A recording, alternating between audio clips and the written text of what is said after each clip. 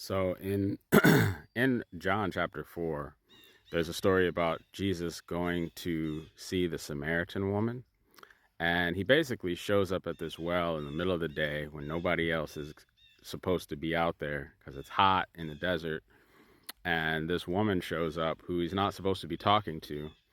And there's so many principles in this story that are applicable to business and sales and witnessing and sharing and being influential. And so I had a couple of those revelations that I thought I'd share with you today. So the first one is that he needed to be where she was going. So whenever you are looking to reach someone, you need to be where they want to be. And the second thing is, as soon as she got there, she had all these questions in her mind. Like, why are you asking me for a drink? Because the first thing he did was said, please give me something to drink. Very logical question to ask on a normal situation. But she was a woman, he was a man, they weren't supposed to be talking. She was a Samaritan, he was a Jew, they weren't supposed to be talking. And generally speaking, no one was ever out there at that time of day because she was ashamed of who she was. And so she always went when nobody else was there. So Jesus was like, in that moment, inspiring questions in her mind. So that's the second principle, was to inspire questions that make the person doubt their current beliefs.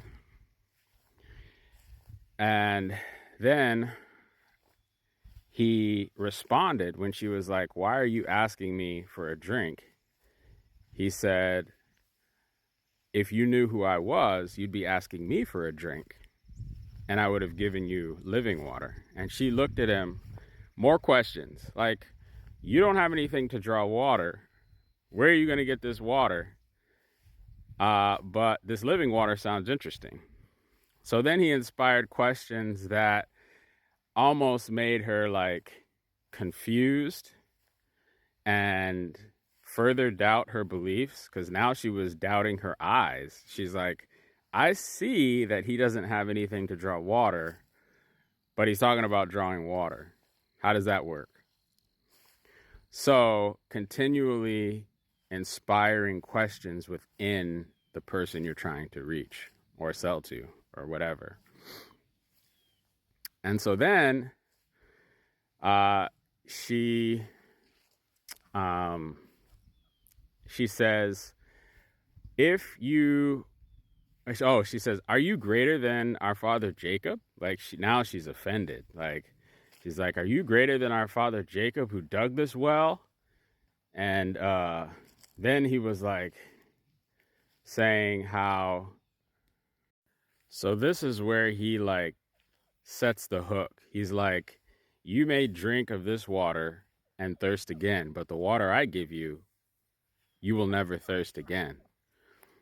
And at this point, she's like, oh yeah, I want that. That's what I want.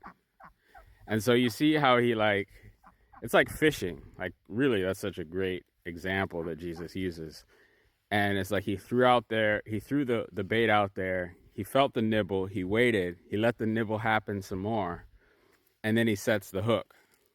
But he doesn't just set the hook. Like, he like really sets the hook. Because after she's like, I want that thing, he says, okay, go call your husband.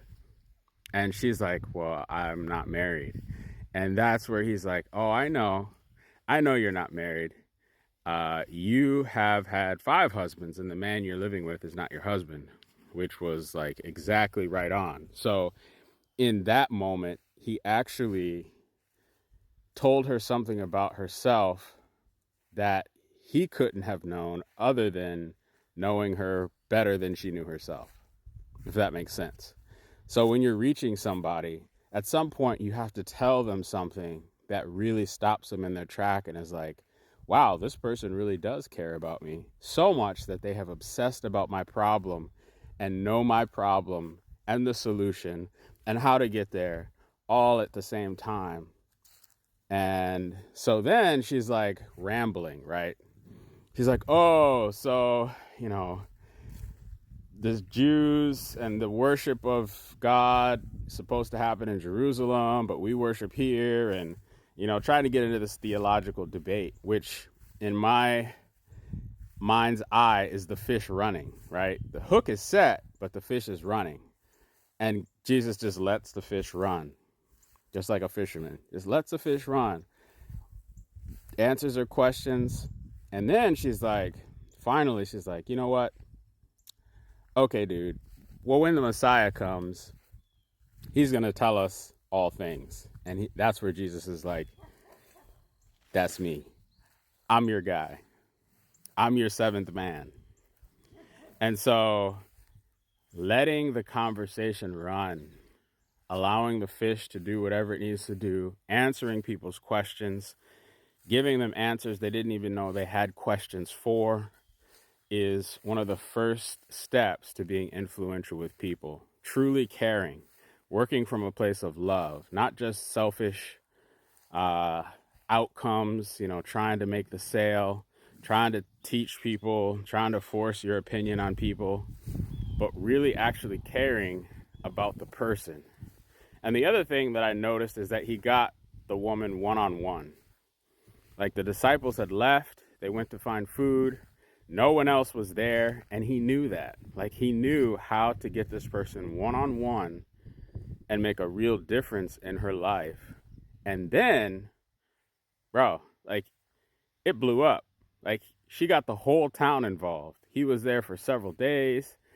He reached the whole town because of that one-on-one interaction. And so never underestimate the power of being one-on-one with someone, of truly caring for them, and then going through this sequence of events that Jesus did of just inciting questions, showing how much you care about their problem and the solution, and then blowing their mind with true value. I hope this is helpful. This is God's word for the day. Joel out.